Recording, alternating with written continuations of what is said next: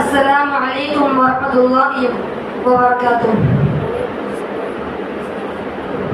إن الحمد لله نحمده ونستعينه ونستغفره ونؤمن به ونتوكل عليه ونعوذ بالله من شرور أنفسنا ومن سيئات أعمالنا.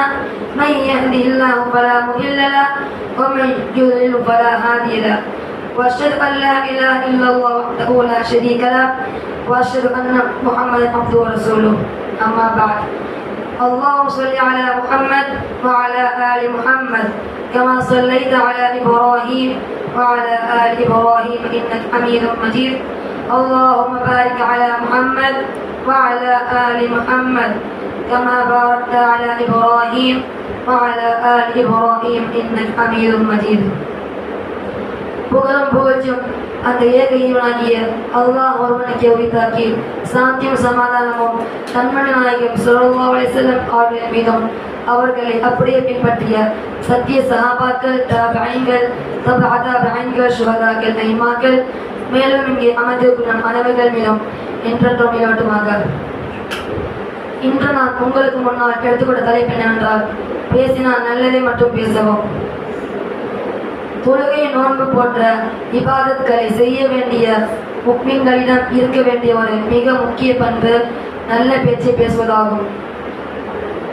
எவ்வளவு வணக்க வழிபாடுகள் இருந்தாலும் ஒருவரிடம் தீய பேச்சுகள் இருந்தால் அவர் முஸ்லீமே அல்ல என்பதுதான் இஸ்லாத்தின் நிலைப்பாடு. யார் அல்லாஹ்வையும் மறுமை நாளையும் நம்பிக்கை கொள்வாரோ அவர் நல்லதை பேசட்டும், இல்லையானால் மௌனமாக இருக்கட்டும். நூல் புகாரில 6018, முஸ்லீம் 74. மேலும் மற்றொரு ஹதீஸில் முஸ்லீம்களில் சிறந்தவர் யார் என நபிகள் நாயகத்திடம் கேட்டபோது அவர்கள் யாருடைய நாவில் இருந்தும் கரத்தில் இருந்தும் முஸ்லீம்கள் ஈடேற்றம் பெறுகிறாரோ அவர்தான் சிறந்தவர் என நபி ஸல்லல்லாஹு அலைஹி வஸல்லம் கூறினார்கள். நூல் முஸ்லீம் 64, புகாரி 10. அல்லாஹ் கூறுகிறான், யா அய்யுஹல்லதீன ஆமனு தகுல்லாஹ் வகூலு கௌலன் சதீதா. நம்பிக்கை கொண்டோரே அல்லாஹ்வுக்கு அஞ்சுங்கள், நேர்மையான சொல்லையே கூறுங்கள். அல் குர்ஆன் 33, வசனம் 70. இத்துடன் இந்த உரையை முடித்துக் கொள்கிறேன். பாஹிர் தாவானா அல்ஹம்துலில்லாஹி ரப்பில் ஆலமீன்.